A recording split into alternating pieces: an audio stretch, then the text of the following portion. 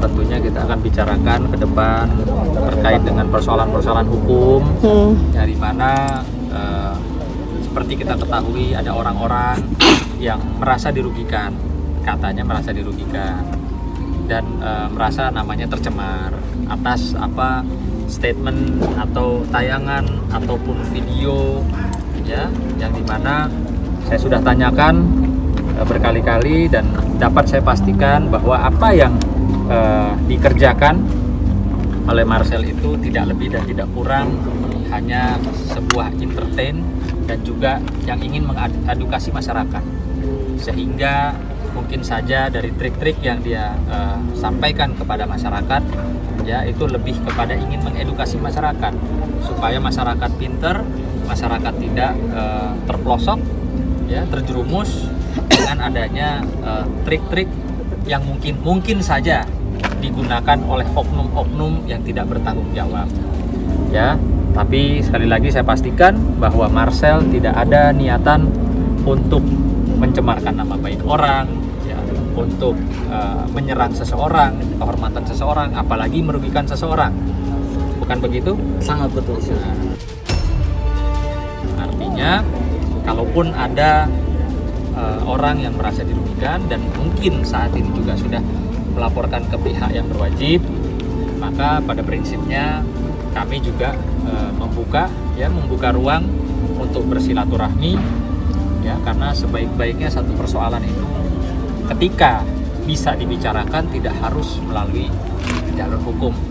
Dan saat ini juga perlu diketahui bahwa adanya instruksi dari Bapak Kapolri kita bahwa segala satu persoalan terkait dengan pencemaran nama baik itu bisa diselesaikan dengan RJ, restorasi justice. Mau nanya nih Bang, emang dukun tuh ada perlindungan hukumnya Bang? Tidak ada ketentuan perundang-undangan tentang dukun. Bahkan di RUU, di draft RUU yang baru ada larangan barang siapa yang bisa menjanjikan santet, yang bisa membahayakan orang, janji doang itu sudah pidana. Jadi tidak ada dalam undang-undang tentang dukun. Salah Pak Paris. Jadi membongkar rahasia perdukunan malah edukasi ya? Membongkar rahasia perdukunan kalau memang dukun itu menyembunyikan sesuatu yang tidak benar, itu malah edukasi. Membuktikan ketidakbenaran ada hal yang mulia. Di channel YouTube saya sudah lama mengatakan dukun yang saya maksud adalah dukun yang sok tahu tentang hal goib. Jadi dukun bayi, dukun beranak, dukun pijat itu bukan termasuk. Karena itu masuknya pengobatan tradisional. Dan setahu saya yang diakui oleh Indonesia itu pengobat tradisional, bukan dukun-dukun yang sok tahu tentang hal goib. Bahkan di Indonesia sendiri di pasal 546 KUHP ya, Bang Sunan, itu ada pelarangan untuk penjualan jimat kan. Itu pelarangan penjualan jimat. Nah, di situ aja menjual atau membagikan jimat aja dilarang oleh Indonesia. Gimana caranya dukun-dukun yang sok tahu tentang hal goib ini diakui gitu. Halo para dukun. Hati-hati nih, saya nggak ngerti nih. Marcel sekarang berusaha dekat-dekat sama gua nih. Ya, pesulap merah. Lu ngapain dekatin gua sih? Lu butuh pengacara ya? Saya mau mengajak Bang Hotman untuk melakukan kebaikan untuk masyarakat Indonesia dalam hal edukasi perdukunan. Kamu suruh saya untuk edukasi perdukunan? Nggak ada yang lebih komersial, lebih banyak duitnya. Bukan membongkar, lebih tepatnya mengedukasi masyarakat Indonesia agar masyarakat Indonesia tidak mudah dibodoh-bodohi gitu sih.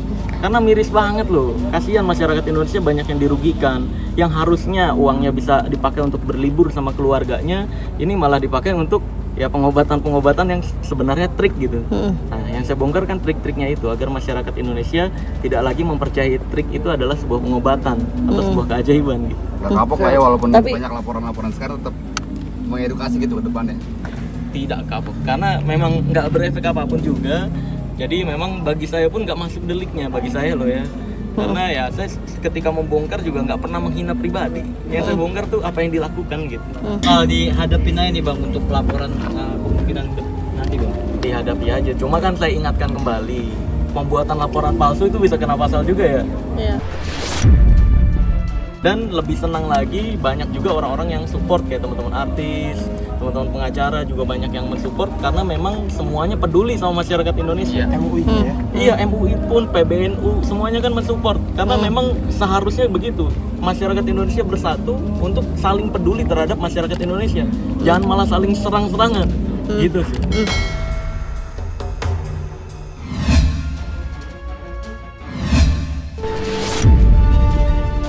Halo para dukun. Hati-hati nih, saya nggak ngerti ini. Marcel sekarang berusaha dekat-dekat sama gua nih, ya, pesulap merah. Hah? Lu ngapain didekatin gua sih? Lu butuh pengacara ya? Hah?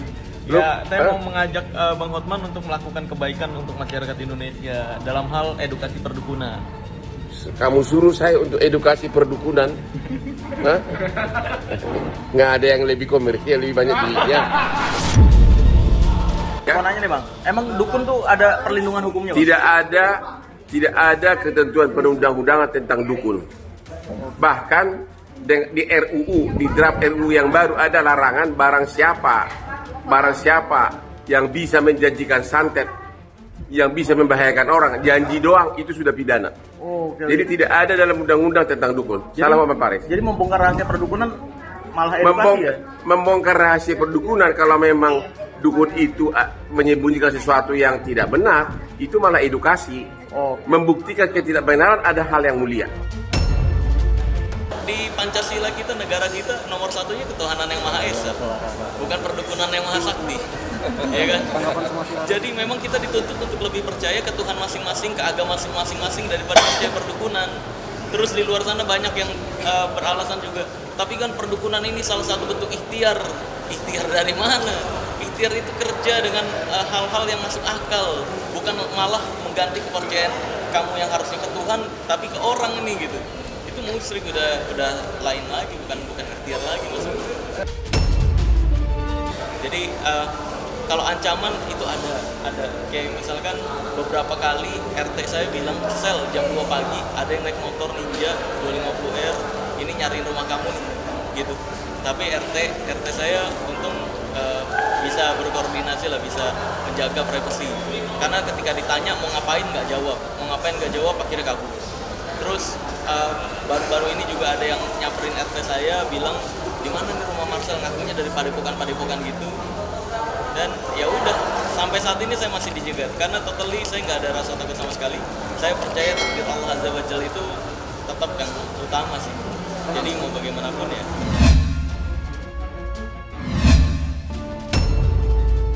Pawang hujan sebenarnya di channel saya juga sudah pernah dibahas ya, dan itu pembahasan udah lama. Kalau saya pribadi sih ya, mau orang somasi bagaimanapun mau laporin kan itu hak semua orang gitu. Saya pribadi tetap niat saya hanya edukasi, tidak menyerang pribadi, tidak pernah tuh nyerang si A, si B, si C. Kalaupun saya membongkar pawang hujan itu menggeneralisir. Jadi yang saya bongkar adalah pawang hujannya gitu. Trik-trik pawang hujan. Agar masyarakat tidak mudah dibodoh-bodohi, agar masyarakat bisa lebih menganalisis terhadap hal-hal yang dia lihat dan apa yang terjadi gitu. Bukan menyerang pribadi atau ngejek, menghina pribadi gitu. Jadi saya juga sudah perhitungkan. Jadi kalau misalkan ada orang-orang yang merasa dihina, ya saya juga nggak tahu ya, karena saya nggak pernah nyebut nama juga. Yang saya bongkar adalah trik-trik yang menurut saya itu nggak berefek, karena bagi saya kan mendalami pengetahuan agama juga. Di agama saya itu yang mengatur hujan adalah malaikat dan Tuhan, bukan manusia. Bagi saya pun nggak masuk deliknya, bagi saya loh ya. Karena ya saya ketika membongkar juga nggak pernah menghina pribadi. Yang saya bongkar tuh apa yang dilakukan gitu. Tidak menyebut nama itu kan bukan berarti dia tidak mengidentifikasi yang dia maksud itu adalah siapa. Karena ketika dia menyebut pawang hujan, maka yang viral, maka pada waktu dan saat dia mengatakan itu, pawang hujan yang viral hanya Rara, ya. Kemudian ketika dia menampilkan foto, bahkan dia bicara mengenai masalah kegiatan-kegiatan yang ada kaitan dengan MotoGP Mandalika, dan kemudian ada singing bowl, itu kan sudah merupakan ciri-ciri atribut-atribut yang semuanya pasti orang tahu itu adalah Rara, apalagi ada fotonya. Jadi penyebutan nama itu kan bukan sesuatu hal yang mutlak, harus ada etikanya dong. Kan nggak boleh dong kita mengatakan ini demi edukasi, yang tahu itu edukasi atau bukan kan hanya dirinya. Kalau orang lain merasa itu bukan edukasi bagaimana? Kan sangat objektivitas. Jadi makanya harus ada rule-nya, edukasi pun harus ada aturannya. Ya, apalagi sesama profesi tidak boleh saling menghina karena ada kode etiknya. Termasuk profesi-profesi yang pesulap kayak pawang hujan kayak semuanya kalau ada etikanya karena itu profesi.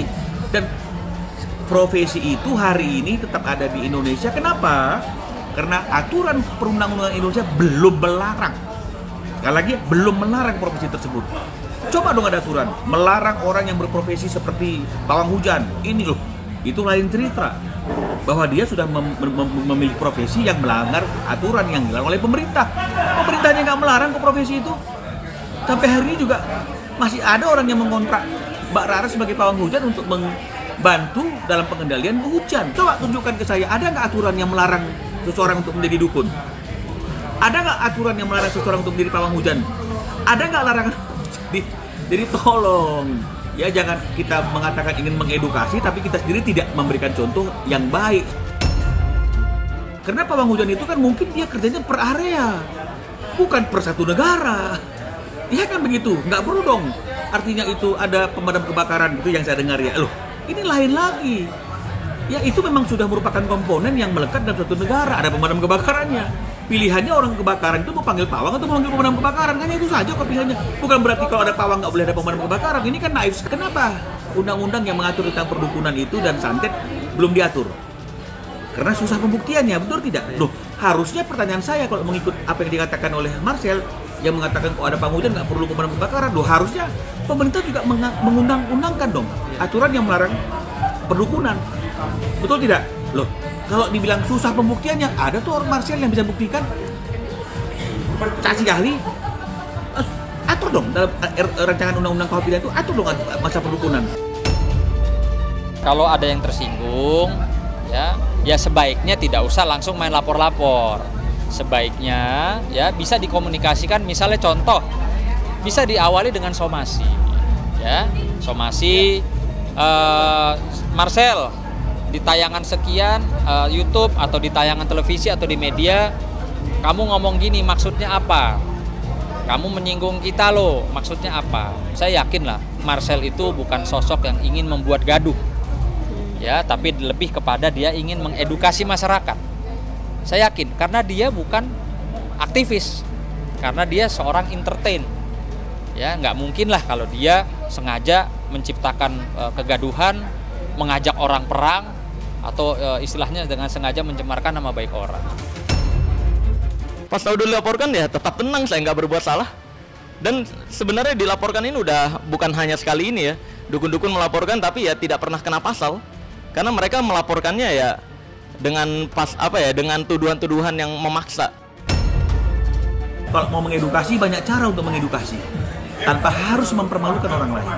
Kami lagi diminta oleh Mbak Rara untuk memikirkan langkah-langkah selanjutnya karena dengan waktu yang sudah diberikan tidak ada respon positif, tidak ada niat baik dari Marcel untuk meminta maaf atas perbuatannya yang mempermalukan, yang memperolok-olok Mbak Rara di dalam media sosial. Saya sih kan tidak melarang ya, tidak melarang siapapun yang merasa ya tersinggung atau merasa dicemarkan dan memiliki alat-alat bukti. Alangkah lebih baiknya segala sesuatu itu dibicarakan terlebih dahulu.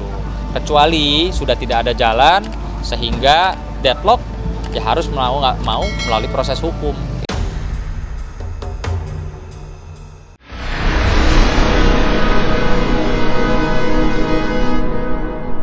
Jadi jangan lupa untuk subscribe Cumi Cumi. Ditekan ya tombol lonceng merahnya.